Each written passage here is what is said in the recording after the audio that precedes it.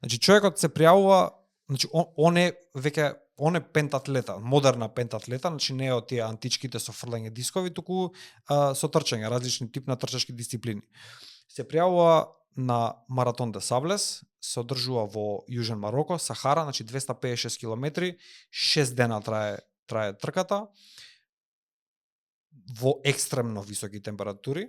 Во таа трка маратонците си ја носат целата опрема све со себе, затоа што aid stations се трчаат од камп до камп. Од камп до камп, од кој што четвртиот ден е најдолгата делница од 91 километар во пустина. Значи они мораат да имаат многу поише од кога имаат нормални ултрамаратонци, да кажеме, на себе. Значи и полус екстра тежина имаат. Четвртиот ден Мауро се губи во песочна бура. 7 сати трча во песочна бура, автоматски застранува од патот. Сваќа дека е изгубен, но се уште не е откажан од трката, си вика, окей, можеби нема да бидам прво место, но барем второ или трето. А он е веќе лост комплетно. Продолжува уште да трча, значи ја промашува станицата, во него има уште можеби литар вода, кој што во текот на ноќта му завршува. Сваќа дека е комплетно изгубен и проаѓа една вечер во пустина. Нареден ден продолжува да трча, он се уште се надева дека се снајде, дека ќе финишира, не сваќа дека оди во спротивна насока и дека се оддалечува. Покасно тој ден од дента сваќа дека усвари комплетно изгубен човекот и почнува да размислува како се справи веќе со новиот непријател. Значи не е веќе само дистанцата непријател, туку му е веќе неодреденоста непријател, преживувањето, не се знае дали ќе преживее.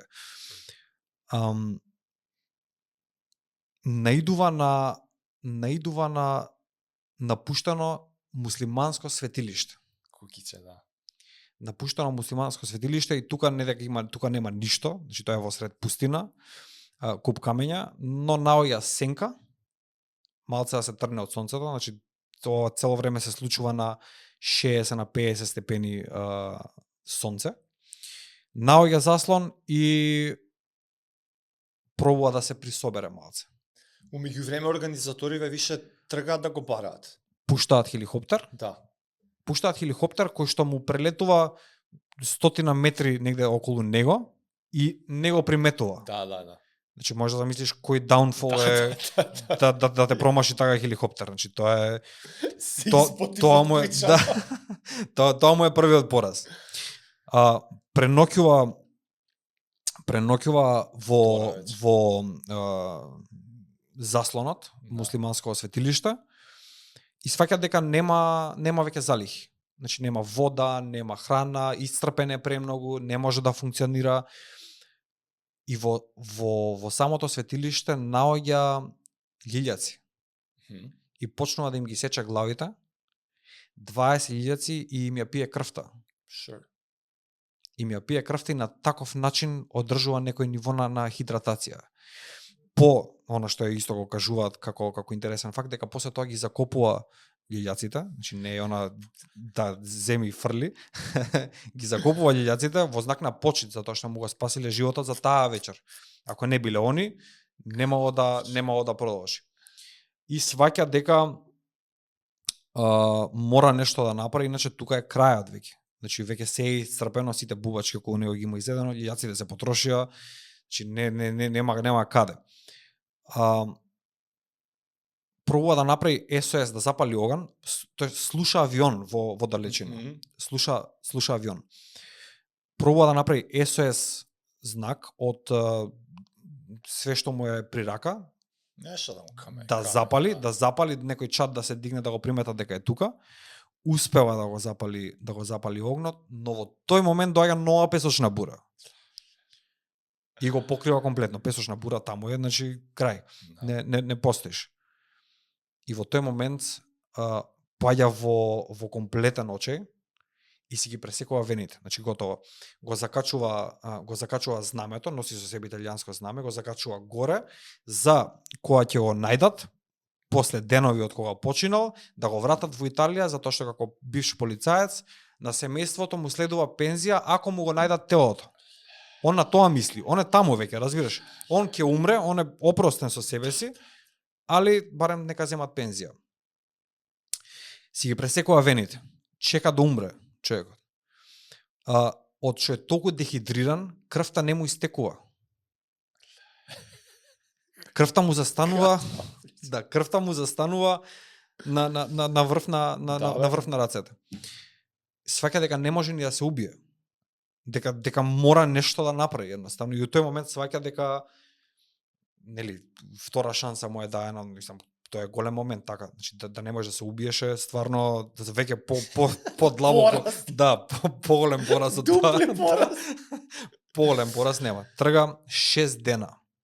Оди низ пустина, се хидрира од утринска роса на камења. Да.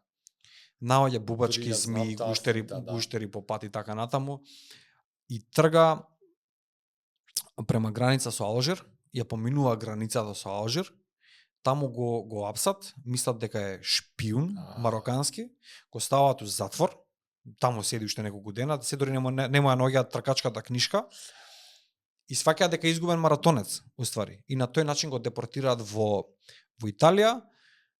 Во Италија го пречекуваат како херој, значи сите си имаат откажано од него веќе денови. Да, бе, колку 7-8 дена помина? 9 дена. 9, да. Во пустина. Пред да помине границата со Алжир, уствари го наоѓа бедуинско семејство. Да. Бедуинско семејство и му дава млеко. Млекото го повраќа, затоа што желудникот му е одамна откажан од функција.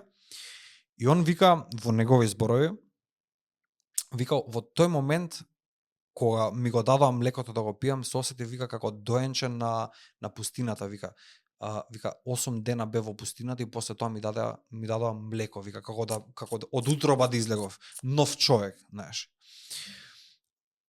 Се враќа во Италија, му викаат као, знаеш, што се случи со тркава, ќе завршиш ли некогаш и така натаму, и он вика, знаеш, ја моите трки секогаш ги завршувам.